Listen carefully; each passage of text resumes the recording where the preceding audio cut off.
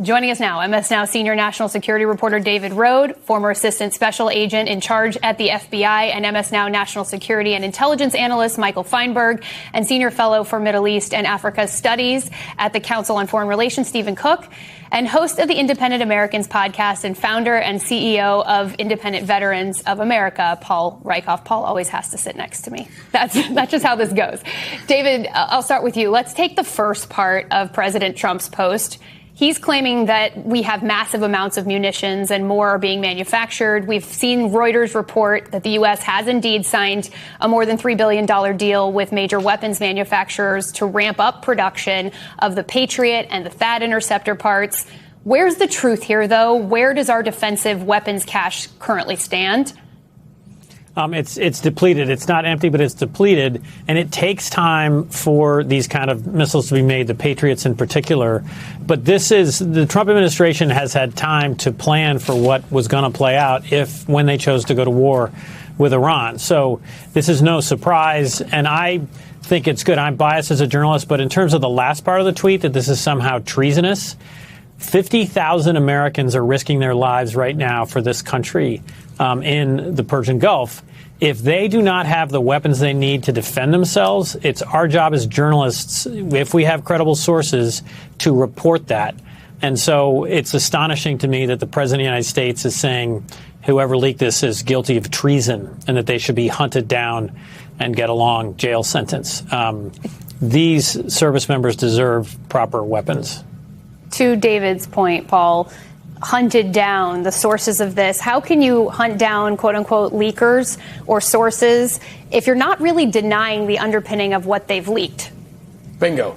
Yeah. I mean, if what they're saying is false, why is he trying to hunt them down? I think the bigger picture here is that the world is sick of Hegseth and his crap.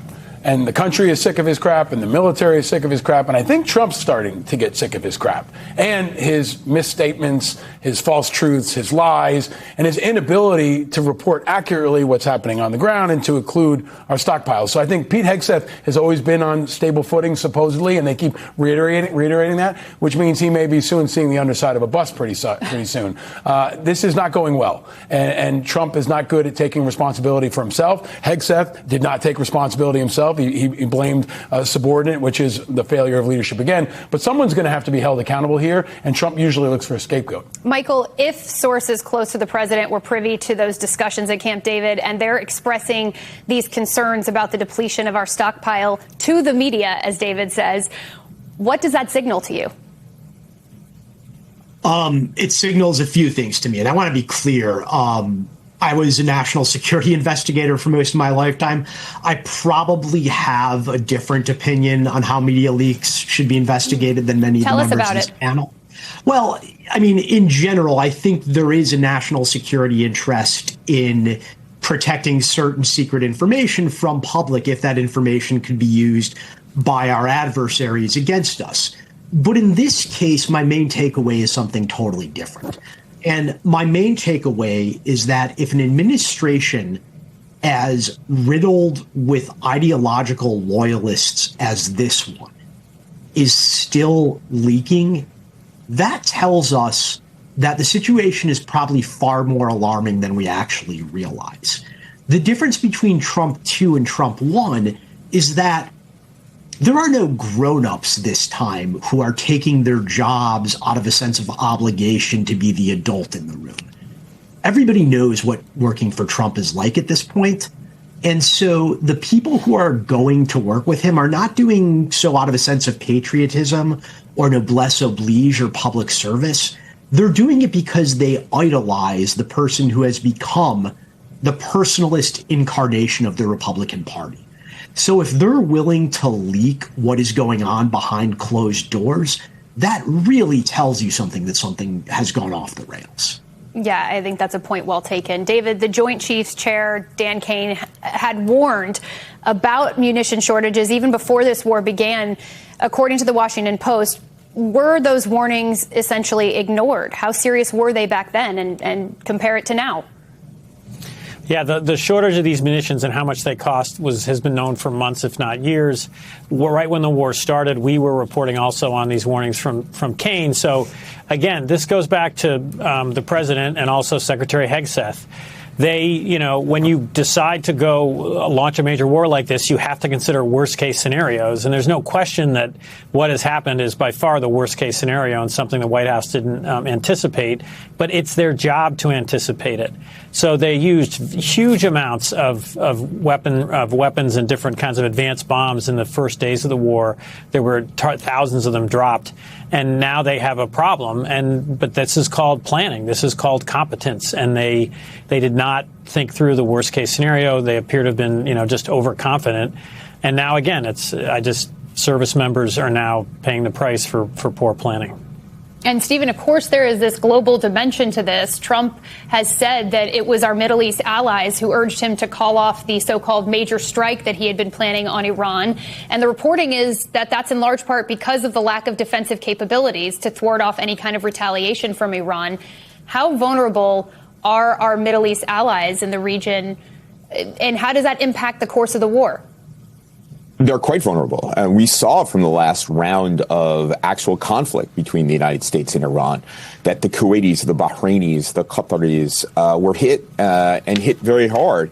And that's because they don't have the interceptors, and the United States doesn't have the interceptors to protect them. The Saudis find themselves under fire from the Houthis again, and thanks only to NATO forces like Greek forces, who on a bilateral basis are in Saudi Arabia to help protect sensitive sites, has the damage in Saudi Arabia not been as devastating as it could be. The other real-world consequence of this is, of course, it puts the United States in a relatively weaker negotiating position when it comes to the Iranians. The Iranians know, and America's partners know, that the United States cannot protect them. And so when it comes down to a negotiation, it's more likely for the United States and its partners on the other side of the Gulf to accept an agreement that most likely will favor Iran and its demands over having some control over the Strait of Hormuz. So talk to me, Stephen, about how our adversaries are viewing all of this when you have the telegraphing of the depletion of munitions. To Michael's point, it may be contrary to national security interests that we now know all of this information. But how do forces like Russia and China view this? Well, of course, since the very beginning of this conflict, and from the moment that the Iranians tried to close the Strait of Hormuz, the Chinese in particular have been paying close attention to how the United States would go about opening a waterway.